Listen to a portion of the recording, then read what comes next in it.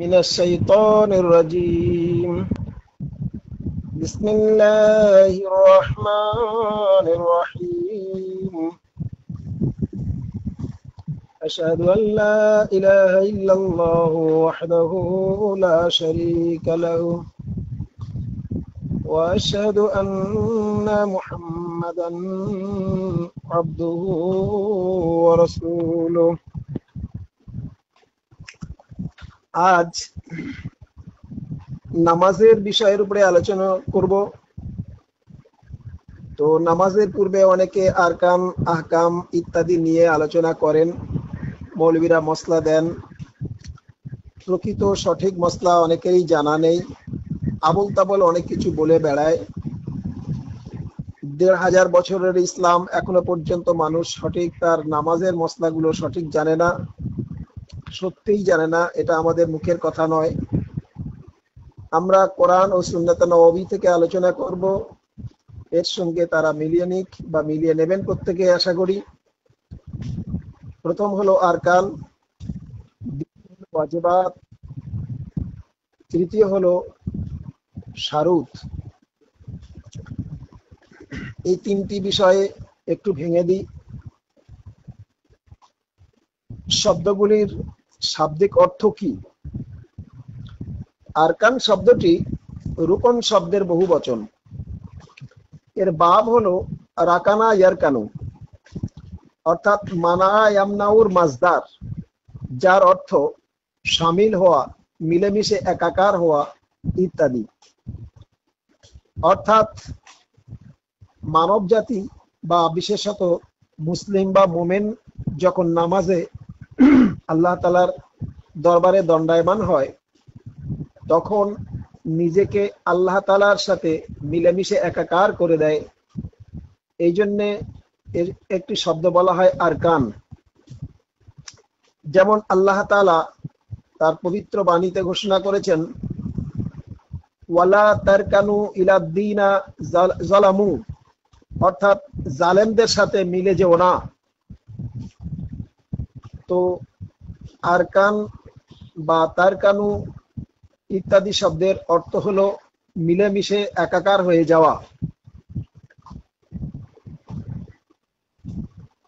সূরা হুদ ১১৩ নম্বর আয়াত। আর ডিকশনারি হলো আল মুনজিদ ৩১০ পৃষ্ঠা, আল কামুসুল মুহিত ১০৮২ পৃষ্ঠা।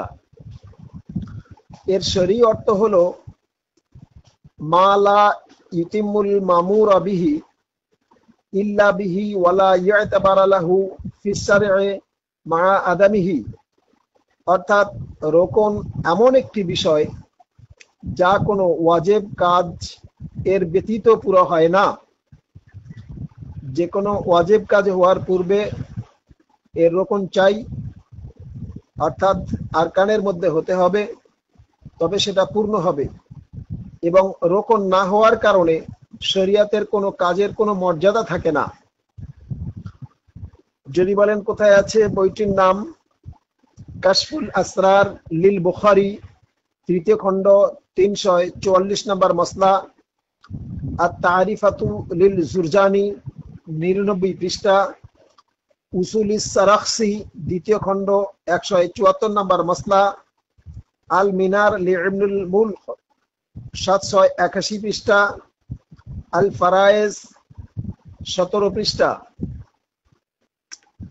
যেমন দাঁড়িয়ে নামাজ পড়া, নামাজে সূরা ফাতিহা পড়া, রুকু ও সেজদা করা, এগুলি পরস্পর করা, এবং তাশাহুদের জন্য আখেরি শেষ বৈঠক। কিছু কিছু উলামাদের মতে তাকবীর তাহরিমা আরকানের মধ্যে শামিল। এই নিয়মগুলি হলো নামাজের রোকন বা আরকান। সুতরাং যারা আরকান আহকাম নিয়ে বুলি আওড়ায়, শব্দগুলো বা অর্থগুলো বা বিষয়গুলো তারা যেন খেয়াল করেন। এবারে আসি শব্দ ওয়াজিবাত। ২ নম্বরে ওয়াজিবাত বলেছিলাম, এই ওয়াজিব শব্দের বহু বচন। ওয়াজিবাত হলো ওয়াজিব শব্দের বহু বচন। ওয়াজাবা ইয়াজিবু, জারাবা ইয়াজরিবুর বাব থেকে এসেছে। সিগা ইসম ফাইল শাব্দিক অর্থ ডুবে যাওয়া, অর্থাৎ যখন মানুষ নামাজে দণ্ডায়মান হয় এবং তাকবীর তাহরিমা বাঁধে, তো আল্লাহর মধ্যে মানুষ ডুবে যায়, আল্লাহর জ্ঞানে মানুষ ডুবে যায়, আল্লাহর জ্ঞান সমুদ্রে মানুষ ডুবে যায়, আল্লাহর রহমতের মধ্যে মানুষ ডুবে যায়, আল্লাহর রহমত সমুদ্রের মধ্যে মানুষ ডুবে যায় ইত্যাদি।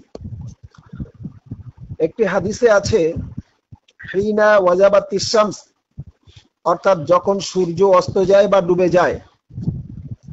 তো ওয়াজিব বা ওয়াজাবাত শব্দের অর্থ হলো ডুবে যাওয়া। ডিকশনারি আল কামুস 130 পৃষ্ঠা। এর বিশ্লেষণ হুয়াল ফি'লু ওয়াল্লাযী তালাবা শারি'আ তালাবান জানেমান বিহাইসু ইউসাবা ফাইলুহু ওয়া ইউকাবা তারিকুহু বা ইউআকিবু বা ইউআকিবা তারিকুহু ইত্যাদি। অর্থাৎ এমনই নিয়ম যা শরীয়তের প্রতিষ্ঠাতা হযরত প্রিয় নবী সাল্লাল্লাহু আলাইহি ওয়াসাল্লাম দিয়ে গেছেন। যে ব্যক্তি আমল করবে তাকে সওয়াব দেওয়া হবে এবং যে ব্যক্তি আমল করবে না তাকে শাস্তি দেওয়া হবে। আল আহকামু লিল আম্মাদি প্রথম খণ্ড 19 নম্বর মসলা, আল বাহরুল মুহিত লিস জারকাশি প্রথম খণ্ড 176 নম্বর মসলা। 3 নম্বরে বলেছিলাম শারুত, অর্থাৎ আরকান, ওয়াজিবাত এবং শারুত। শারুত কাকে বলে? শারুত শব্দটি শর্ত শব্দের বহুবচন, যার অর্থ কোনো বিষয়কে আবশ্যক মনে করা। ডিকশনারি আল কামুস 605 পৃষ্ঠা। এর শরীয়তগত বিশ্লেষণ মা ইয়ালজিমু মিন আদামিহি আদাম আল হুকমি ওয়ালা ইয়ালজিমু মিন উজুবিহি উজুদ আল হুকমি, অর্থাৎ যার শুরু থেকে শেষ পর্যন্ত সর্বদা বিষয়টি আবশ্যকীয়, কিন্তু ওই বিষয় বাদ দিলে পরবর্তী বিষয়ের আবশ্যকতা থাকে না। আল আহকামু লিল আম্মাদি প্রথম খণ্ড 121 নম্বর মসলা। আল মাওয়াফাকাতু লিশ-শাতিবি প্রথম খণ্ড 187 নম্বর মসলা। আল বাহরুল মুহিত লিজ-জারকাশি প্রথম খণ্ড 309 নম্বর মসলা। যেমন উদাহরণস্বরূপ বলা হয়েছে নিয়ত, ওযু ইত্যাদি। এগুলো শারুতের মধ্যে, অর্থাৎ শর্তের মধ্যে। যেমন রাসূলুল্লাহ সাল্লাল্লাহু আলাইহি সাল্লাম বলেছেন, যে কোনো কাজের পূর্বে নিয়ত আবশ্যকীয়। নিয়ত যদি সঠিক না থাকে সেই কাজটা সঠিক হবে না। তো হযরত রাসূলুল্লাহ সাল্লাল্লাহু আলাইহি ওয়াসাল্লাম বলেন, লা ইকবালুল্লাহ সালাতা আহাদুকুম ইযা আহাদাসা হাত্তা ইয়াতাওয়াজ্জা, অর্থাৎ আল্লাহ তাআলা ওযুহীন ব্যক্তিদের নামাজ কবুল করেন না। বুখারী 6954 নম্বর হাদিস, কিতাবুল হায়েল বাবু ফিস সালাতে, নাসাই 139 নম্বর হাদিস, ইবনে মাজাহ 270 নম্বর হাদিস। স্মরণ রাখা উচিত, রুকুন এর শর্ত এ দুটির অর্থ প্রায় একই পর্যায়ের, একটিকে বাদ দিলে আরেকটি পূর্ণতা পায় না। অর্থাৎ রুকুন এবং শারুত, আরকান এবং শারুত, যাকে বলা হয় রুকুন এবং শর্ত, এই দুটো একে অপরের সঙ্গে ওতপ্রোতভাবে জড়িত। একটাকে বাদ দিয়ে আরেকটা পূর্ণতা পায় না, অর্থাৎ একে অপরের পরিপূরক। যদি বলেন কোথায় আছে বইটির নাম, আর তারিফাত 111 পৃষ্ঠা, আর তাওজিহু বিশরহ তালবিহ দ্বিতীয় খণ্ড 132 পৃষ্ঠা, হাশিয়াতুল কালিয়ুবি আলা শারহিল জালালিল মুহাল্লা আলা মিনহাজিত তালিবিন প্রথম খণ্ড 175 পৃষ্ঠা। এরপরে নামাজে যখন দণ্ডায়মান হওয়া হয় সেই সময় তাকবীর তাহরিমা বাঁধা হয় সে বিষয়ে আলোকপাত করব। আল্লাহ তাআলা বলেন ওয়ারাব্বুকা ফাকাব্বির, সূরা আল মাইদা অর্থাৎ 5 নম্বর সূরা আল মাইদা 3 নম্বর আয়াত। অর্থাৎ তোমার স্বীয় প্রভুর মাহাত্ম্য বর্ণনা করো। হযরত আলী রাদিয়াল্লাহু তাআলা আনহু থেকে বর্ণিত, হযরত প্রিয় নবী সাল্লাল্লাহু আলাইহি ওয়াসাল্লাম বলেন মিফতাহুস সালাতি তুহুরে ওয়া তাহরিমু হাত তাকবীরে ওয়া তাহলিলু হাত তাসলিমে। অর্থাৎ নামাজের চাবি হলো ওযু, এর তাহরিম তাকবীর এবং এর তাহলিল হলো সালাম। সহিহ আবু দাউদ 577 নম্বর হাদিস। কিতাবুস সালাত বাবুল ইমাম ইয়াহদিসু বাদা মা ইয়ারফাউ রাসাহু, সুনানে আবু দাউদ 618 নম্বর হাদিস। জামে তিরমিজি 3 নম্বর হাদিস। সুনানে ইবনে মাজা 275 নম্বর হাদিস। আহমদ প্রথম খণ্ড 129 নম্বর হাদিস। দারমি প্রথম খণ্ড 175 নম্বর হাদিস। অর্থাৎ ওযু না করলে নামাজের আধ্যাত্মিক গেট খুলবে না। নামাজ আর আল্লাহর মাঝখানে যে একটা মানে সাধারণ মানুষ এবং আল্লাহর মাঝখানে যে একটা পর্দা থাকে, যখন মানুষ দাঁড়ায় ওযু করা অবস্থায়, তখন আল্লাহ এবং সেই মানুষের মাঝখানে পর্দাটি মানে পর্দা অর্থাৎ দরজাটি খুলে দেওয়া হয়। আর যদি ওযুহীন অবস্থা নামাজে দাঁড়ায়, সেই পর্দা থেকে যায়, অর্থাৎ আল্লাহর সঙ্গে তার কোনো সম্পর্ক থাকে না। সেজন্য রাসূলুল্লাহ সাল্লাল্লাহু আলাইহি ওয়াসাল্লাম বলেছেন ওযুহীন ব্যক্তির নামাজ হয় না, বিনা ওযুতে নামাজ হয় না। ওযু না করে যদি কেউ নামাজ পড়ে হবে না। গায়ের কওমদের মতো যখন তখন যে কোনো অবস্থাতে গিয়ে পূজা করা তাদের ক্ষেত্রে চলবে, কিন্তু মুমিন বান্দাদের জন্য চলবে না। সেই জন্য রাসূলুল্লাহ সাল্লাল্লাহু আলাইহি ওয়াসাল্লাম ওযু করতেন এবং ওযু অবস্থা থেকেই নামাজ পড়তেন বা কোনো না কোনো ইবাদত করতেন।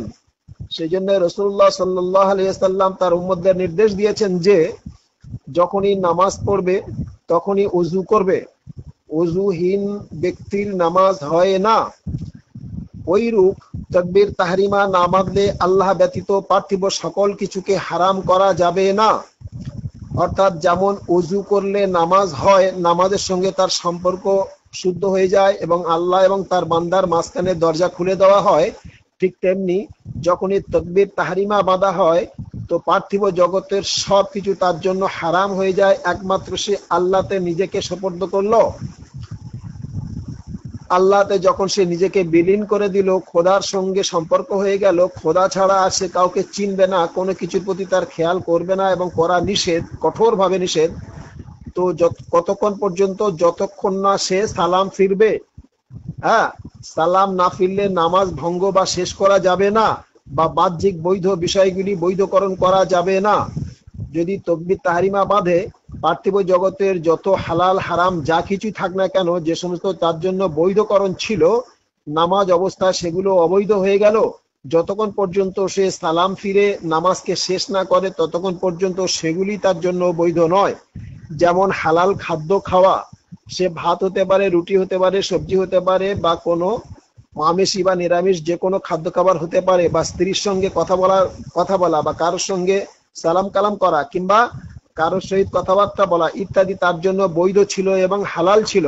কিন্তু যখন সে তাকবীর তাহরিমা বেঁধে নামাজে দণ্ডায়মান হয়, আল্লাহ তাআলার সঙ্গে তার সম্পর্ক থাকে, বাকি বাহ্যিক সম্পর্ক থেকে সে বিচ্ছিন্ন হয়ে যায়, কোনো রকমের কোনো সম্পর্ক থাকে না। সুতরাং এটা খেয়াল রাখতে হবে যে আমরা যখন নামাজে যাই তখন আল্লাহর সমুদ্রে আমরা ডুবে যাই, আল্লাহর মানে করুণার সাগরে আমরা ডুব দিই এবং আল্লাহতে আমরা নিজেকে বিলীন করে দিই। আর নিয়ম হলো বিলীন করে দেওয়া। তখনই আল্লাহ আর তার ছাড়া আর কারোর সঙ্গে কারোর কোনো সম্পর্ক থাকবে না। নিজের ছেলে মেয়ে, স্ত্রী, মা বাবা, ভাই বোন, এমনকি পার্থিব জগতের কোনো আত্মীয়তার সঙ্গে তার কোনো প্রকারের কোনো সম্পর্ক থাকবে না, একমাত্র আল্লাহ ছাড়া। সুতরাং নামাজ এমনই একটি বিষয় যেগুলো আমাদের খুব ভালোভাবে খেয়াল করা উচিত, যে আমরা নামাজে যে দণ্ডায়মান হই, নামাজে আমরা যদি শুদ্ধ এবং সঠিক নিয়ত এবং শুদ্ধ সঠিক চিন্তা ভাবনা করে না পড়ি, বেকার নামাজ পড়া হয়। তো সেই হিসাবে আমাদের সঠিক মসলাগুলো জানা একান্ত প্রয়োজন। এবার আসি তাকবীর তাহরিমায় হাত কতটা তুলতে হবে। নামাজে তাকবীর তাহরিমায় দুই হাত তোলা সম্পর্কীয় হাদিসগুলি স্বাভাবিক দুই প্রকারের পাওয়া যায়। এক নম্বরে হলো কাঁধ পর্যন্ত হাত তোলার একাধিক সহিহ হাদিস অর্থাৎ জোরদার হাদিস আছে, এবং কানের ল পর্যন্ত ও হাত তোলার হাদিস আছে। তো হযরতে ইবনে ওমর রাদিয়াল্লাহু তাআলা আনহু থেকে বর্ণিত বিখ্যাত সাহাবা আব্দুল্লাহ বিন ওমর, শর্টে হযরতে ইবনে ওমর বলা হয়েছে, অর্থাৎ ওমরের ছেলে আব্দুল্লাহ। হযরতে আব্দুল্লাহ বিন ওমর রাদিয়াল্লাহু তাআলা আনহু থেকে বর্ণিত সাল্লাল্লাহু আলাইহি ওয়াসাল্লাম যখন নামাজের জন্য দাঁড়াতেন তখন রাফা ইয়াদাইহি হাত্তা ইয়াকুনা হাজুন মানকিবাইহি সুম্মা ইউকাব্বির, অর্থাৎ প্রিয় নবী সাল্লাল্লাহু আলাইহি ওয়াসাল্লাম স্বীয় দুই হাত কাঁধ পর্যন্ত তুলতেন, তারপর তাকবীর বলতেন। হাদিসটি বুখারী শরীফ 736 নম্বর হাদিস, কিতাবুল আযান, বাবু রাফউল ইয়াদাইনি ইযা কাব্বারা ওয়া ইযা রাকা ওয়া ইযা রাফা, মুসলিম শরীফ 22 নম্বর হাদিস। নামাজের সময় দৃষ্টি কোন দিকে রাখবে, অর্থাৎ তাকবীর তাহরিমা বলার পরে যে হাত বেঁধে নিল, তাকবীর তাহরিমা বলার পর তার দৃষ্টি, তার নজর কোন দিকে রাখবে। এবারে আমরা দেখুন সুন্নাত নববী কি আছে। হযরত প্রিয় নবী সাল্লাল্লাহু আলাইহি ওয়াসাল্লাম যখন নামাজ পড়তেন তখন মাথা নিচের দিকে করে রাখতেন এবং তার সাল্লাল্লাহু আলাইহি সাল্লামের দৃষ্টি জমিন অর্থাৎ মাটির দিকে থাকতো, এবং তিনি সাল্লাল্লাহু আলাইহি সাল্লাম যখন কাবার মধ্যে প্রবেশ করতেন তখন তার সাল্লাল্লাহু আলাইহি সাল্লামের দৃষ্টি সিজদার দিকে থাকতো, অতক্ষণ পর্যন্ত যতক্ষণ না তিনি সাল্লাল্লাহু আলাইহি ওয়াসাল্লাম প্রস্থান করতেন, অর্থাৎ নামাজ শেষ করে না ফিরতেন, ততক্ষণ পর্যন্ত তার দৃষ্টিপাত সিজদার দিকে তিনি রাখতেন। বইটির নাম সিফাতে সালাতুন নবী, 151 পৃষ্ঠা। লেখকের নাম নাসিরউদ্দিন আলবানী, শাইখুল হাদিস, জামিয়া আজহার ইউনিভার্সিটি, মিশর। এবারে তাকবীর তাহরিমার পর হাত কোথায় বাঁধতে হবে সে বিষয়ে আলোচনা করব। হযরতে ওয়াইল বিন হুজর রাদিয়াল্লাহু তাআলা আনহু থেকে বর্ণিত, সুম্মা ওয়াজা ইয়াদাহিল ইউমনা আলা জাহরা কাফাহুল ইসরা ওয়ার রাসাগা ওয়াস সাআদা। হযরত প্রিয় নবী সাল্লাল্লাহু আলাইহি ওয়াসাল্লাম ডান হাতকে বাম হাতের উপর দিতেন, কখনো নেওয়ার উপর কখনো বাহুর উপর বাঁধতেন। সহিহ আবু দাউদ 667 নম্বর হাদিস, কিতাবুস সালাত, বাবু রাফউল ইয়াদাইনি ফিস সালাতে, সুনানে আবু দাউদ 727 নম্বর হাদিস। আত-তালিকু আলা মিশকাত, আলবানীর লেখা, প্রথম খণ্ড 249 নম্বর হাদিস। হযরতে ওয়াইল বিন হুজর রাদিয়াল্লাহু তাআলা আনহু থেকে আরেকটি হাদিস বর্ণিত আছে, সাল্লাইতা মা রাসূলুল্লাহ সাল্লাল্লাহু আলাইহি ওয়াসাল্লাম ফা ওয়াজাজা ইয়াদাহুল ইউমনা আলা ইয়াদাহুল ইসরা ওয়ালা সাদরিহি, অর্থাৎ হযরতে ওয়াইল বিন হুজর রাদিয়াল্লাহু তাআলা আনহু বলেন, আমি হযরত রাসূলুল্লাহ সাল্লাল্লাহু আলাইহি সাল্লামের সাথে নামাজ পড়েছি, তিনি সাল্লাল্লাহু আলাইহি ওয়াসাল্লাম তার স্বীয় ডান হাত বাম হাতের উপর রেখেছিলেন এবং সিনার উপরে রেখেছিলেন। হাদিসটি সহিহ ইবনে খুজাইমা, প্রথম খণ্ড 343 থেকে 459 নম্বর, অর্থাৎ 343 নম্বর হাদিসে আছে, এবং উক্ত কিতাবে 479 নম্বর হাদিসেও হাদিসটি বর্ণিত হয়েছে। হযরতে সাহাল বিন সাদ রাদিয়াল্লাহু তাআলা আনহু থেকে বর্ণিত যে কানান নাসু ইউমারুনা আইয়াজার রাজুলিল ইয়াদুল ইউমনা আলা জারাহুল ইসরা ফিস সালাতে, অর্থাৎ হযরত প্রিয় নবী সাল্লাল্লাহু আলাইহি ওয়াসাল্লাম জনগণকে নির্দেশ দিতেন, অর্থাৎ সাহাবীদের নির্দেশ দিতেন যে তারা যেন ডান হাতকে বাম হাতের বাহুর উপর রাখে।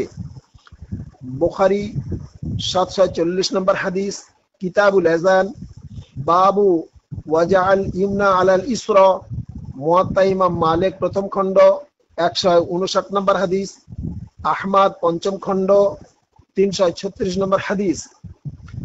ইমাম তাউস রাহমাতুল্লাহ আলাইহি বর্ণনা করেন যে কানা রাসূলুল্লাহ সাল্লাল্লাহু আলাইহি ওয়াসাল্লাম ইয়াজা ইয়াদাহুল ইউমনা আলা ইয়াদাহুল ইসরা সুম্মা ইয়াশদু বাইনাহুমা আলা সাদরিহি ওয়া হুয়া ফিস সালাতি। হযরত রাসূলুল্লাহ সাল্লাল্লাহু আলাইহি ওয়াসাল্লাম স্বীয় ডান হস্ত থেকে বাম হস্তের উপর রাখতেন এবং সেই হাতকে সিনার উপর বাঁধতেন। তখন রাসূলুল্লাহ সাল্লাল্লাহু আলাইহি ওয়াসাল্লাম নামাজে রত থাকতেন। সহিহ আবু দাউদ 287 নম্বর হাদিস, কিতাবুস সালাত, বাবু ওয়াজআল ইউমনা আলাল ইসরা ফিস সালাতে। সুনানে আবু দাউদ 759 নম্বর হাদিস। আল্লামা আলবানী রহমতুল্লাহ আলাইহি বলেন, এই হাদিস যদিও মুরসাল রূপে বর্ণিত হয়েছে কিন্তু এর সনদে ইমামদের মতভেদ আছে। ইরওয়াইল গালিল 2য় খণ্ড 71 পৃষ্ঠা। ইমাম আবু হানিফা রহমতুল্লাহ আলাইহি বলেন, নামাজে পুরুষ মানুষেরা নাভির নিচে হাত বাঁধবে এবং মহিলারা সিনার উপরে হাত বাঁধবে। যারা হানাফি মাযহাব বলে নিজেদেরকে দাবি করেন এবং বিভিন্ন মাযহাবপন্থীরা নিজেদের মাযহাব নিয়ে অনেক চর্চা করেন এবং খুব গর্ব করেন, তাদের সম্পর্কে একটু আলোচনা করে নিই। নামাজের মসলা সম্পর্কে সঠিক ধারণাটি এসে যাবে। ইমাম আবু হানিফা রাহমাতুল্লাহ আলাইহি বলেন, নামাজে পুরুষ মানুষেরা নাভির নিচে হাত বাঁধবে এবং মহিলারা সিনার উপরে হাত বাঁধবে। যদিও এই রকম ধরনের কোনো হাদিস পৃথিবীতে আমরা পাইনি যে রাসূলুল্লাহ সাল্লাল্লাহু আলাইহি সাল্লাম বলেছেন পুরুষরা নাভির উপরে নাভির নিচে হাত বাঁধবে এবং নারীরা সিনার উপরে হাত বাঁধবে। আল্লাহ রাসূল সাল্লাল্লাহু আলাইহি সাল্লাম থেকে এরূপ কোনো হাদিস বর্ণিত নেই, যদিও এটা হানাফিদের মসলা এবং হানাফিরা মানেন। তো মসলায় যেটা আছে আমি সেটা আপনাদের সম্মুখে তুলে ধরলাম। ইমাম মালিক রাহমাতুল্লাহ আলাইহি থেকে 3টি riwayat বর্ণিত আছে। যেমন, প্রথম নামাজে দুটি হাত কোথায় বাঁধতে হবে এ বিষয়ে বলি। 1 নাম্বার, নামাজে দুটি হাত কোথাও না বেঁধে ছেড়ে দেবে, অর্থাৎ ঝুলিয়ে রাখবে এবং ঝুলিয়ে রাখা ভালো। এটা ইমাম মালিক রাহমাতুল্লাহ আলাইহির মসলা এবং এই আমল তাদের মাযহাবের মতে উত্তম, অর্থাৎ মালিকি মাযহাবের জন্য এটাই উত্তম।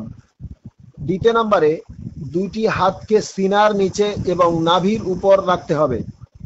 3 নম্বরে তাদের মাযহাবে আরেকটি মসলা আছে, সেটা হলো 2 হাত বাঁধতে পারে অথবা ছেড়ে রাখতে পারে। এই 3 ধরনের মসলা মালিকি মাযহাবের মধ্যে আছে। ইমাম শাফি রাহমাতুল্লাহ আলাইহি থেকে 3 রকমের riwayat বর্ণিত আছে। যেমন, 1 নাম্বার, দুটি হাত সিনা থেকে নিচে এবং নাভি থেকে উপরে রাখতে হবে। 2 নম্বরে সিনার উপর রাখতে হবে। 3 নম্বরে নাভির নিচে রাখতে পারে। এই 3 ধরনের মসলা শাফি মাযহাবের মধ্যে উল্লেখ রয়েছে। এবারে আসি হাম্বলি মাযহাবে কি আছে। ইমাম আহমদ বিন হাম্বল রাহমাতুল্লাহ আলাইহি থেকেও 3 রকমের riwayat বর্ণিত আছে। যেমন, 1 নাম্বার হলো 2 হাত নাভি থেকে নিচে বাঁধতে পারে। 2য় নাম্বার হলো সিনা থেকে একটু নিচে বাঁধতে পারে। 3য় নাম্বার হলো এই দুইটির যে কোনো একটির উপর আমল করতে পারে। যদি বলেন মসলাগুলি কোথায় আছে, অল টোটাল মসলা গুলি বর্ণিত হয়েছে। বইটির নাম শারহুল মাহজিব, 3য় খণ্ড 267 নম্বর মসলা। আল হাবি লিল মাওয়ারিদ, 2য় খণ্ড 99 নম্বর মসলা। রওজাতুত তালেবিন, প্রথম খণ্ড 339 নম্বর মসলা। আল মাবসুদ, প্রথম খণ্ড 23 নম্বর মসলা। সুবুলুস সালাম, প্রথম খণ্ড 237 নম্বর মসলা। নাইলুল আওতার, প্রথম খণ্ড 706 নম্বর মসলা। এতগুলি গ্রন্থে উপরে বর্ণিত সকল মসলাগুলি লেখা রয়েছে। হযরতে আলী রাদিয়াল্লাহু তাআলা আনহু থেকে বর্ণিত, মিনাস সুন্নতি ওয়াজআল আকফি আলাল আকফি তাহাতা সাররাতে, অর্থাৎ হাতের চেটোর উপর হাত রেখে নাভির নিচে হাত বাঁধা সুন্নাত। হাদিসটি বেশিরভাগ হানাফি মাসলায় ব্যবহৃত হয়। হাদিসটি আবু দাউদ 157 নম্বর হাদিস, কিতাবুস সালাত, বাবু ওয়াজআল ইউমনা আলাল ইসরা ফিস সালাতে। সুনানে আবু দাউদ 756 নম্বর হাদিস, আহমদ প্রথম খণ্ড 110 নম্বর হাদিস, বাইহাকি দ্বিতীয় খণ্ড 31 নম্বর হাদিস। উক্ত হাদিসটি সম্পর্কে একটু খণ্ডন করে দিই। ইমাম নাওয়াবী রহমতুল্লাহ আলাই এই হাদিসটি সম্পর্কে বলেন, হাদিসটি যায়ীফ। এই হাদিসটি যায়ীফ হওয়ার ব্যাপারে সমস্ত মুহাদ্দিসিনে কেরামদের একমত। আল খুলাসা প্রথম খণ্ড 359 নম্বর মসলা। এই হাদিসের সনদে আব্দুর রহমান বিন ইসাক কুফি, যিনি যায়ীফ রাবি, এই হাদিসের সনদে আব্দুর রহমান বিন ইসাক কুফি যায়ীফ রাবি থাকার কারণে হাদিসটি যায়ীফ বর্ণনা করা হয়েছে। সুতরাং যায়ীফ হাদিসের উপরে আমল করা যেতে পারে, নাও যেতে পারে, এর উপরে জোর দেওয়া ঠিক নয়, সঠিক হবে না। তো সেই জন্য হযরত আলী রাদিয়াল্লাহু তাআলা আনহু থেকে বর্ণিত হাদিসটি, অর্থাৎ মিনাস সুন্নতি ওয়াজআল আকফে আলাল আকফে তাহাতাস সাররাতে, যে মসলাটি বর্ণনা করেন হানাফি মাযহাবের মৌলবীরা, তাদেরকে খেয়াল করা উচিত যে হাদিসটি কেমন ধরনের হাদিস, আর কোন মসলা নিয়ে আমরা জোর করি বা জবরদস্তি করি বা আমরা সাধারণ পাবলিকদেরকে শেখাই, তারা হাদিস নিয়ে যাচাই বাছাই না করে মসলাগুলি নিয়ে খুব দহরম বহরম করেন। আরো আসি উক্ত হাদিসটির সম্পর্কে। ইমাম আবু দাউদ রহমতুল্লাহ আলাই বলেন, আমি ইমাম আহমদ বিন হাম্বল রহমতুল্লাহ আলাইকে এই রাবি সম্বন্ধে বলতে শুনেছি যে তিনি যায়ীফ রাবি। অর্থাৎ ইমাম আবু দাউদ রহমতুল্লাহ আলাই তিনি কি বলছেন, যে তিনি বলছেন আমি ইমাম আহমদ বিন হাম্বল রহমতুল্লাহ আলাইকে বলতে শুনেছি, অর্থাৎ ইমাম আহমদ বিন হাম্বল রহমতুল্লাহ আলাই উক্ত রাবিকে যায়ীফ রাবি বলেছেন। এবং ইমাম বুখারী রহমতুল্লাহ আলাই ওই রাবির ব্যাপারে যায়ীফ দৃষ্টিভঙ্গি রাখতেন। এবং ইমাম নওয়াবী রহমতুল্লাহ আলাই এই রাবিকে এক কথায় যায়ীফ বলেছেন। যদি বলেন কোথায় আছে, বইটির নাম নাইলুল আওতার প্রথম খণ্ড 706 নম্বর মসলা, শরহে মুসলিম লিন নবভী তৃতীয় খণ্ড 105 নম্বর মসলা। উক্ত মসলার সব থেকে জোরদার এবং সহি রওয়ায়াত হলো হযরত ওয়াইল বিন হুজর রাদিয়াল্লাহু তাআলা আনহু বর্ণিত রওয়ায়াত, যা সহি ইবনে খুজাইমাতে বর্ণিত হয়েছে এবং তাতে আলা সাদরিহি শব্দ রয়েছে, যার অর্থ সিনার উপর হাত বাঁধতে হবে।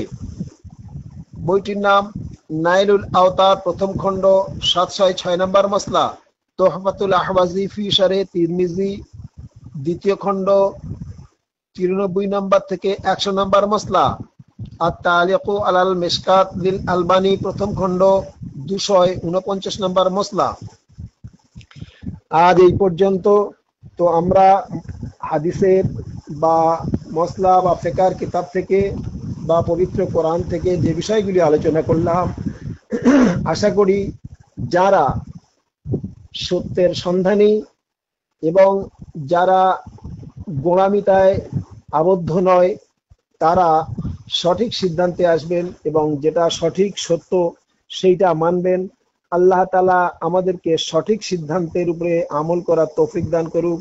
ওয়া আখিরি দাওয়ানা আনিল হামদুলিল্লাহি রাব্বিল আলামিন।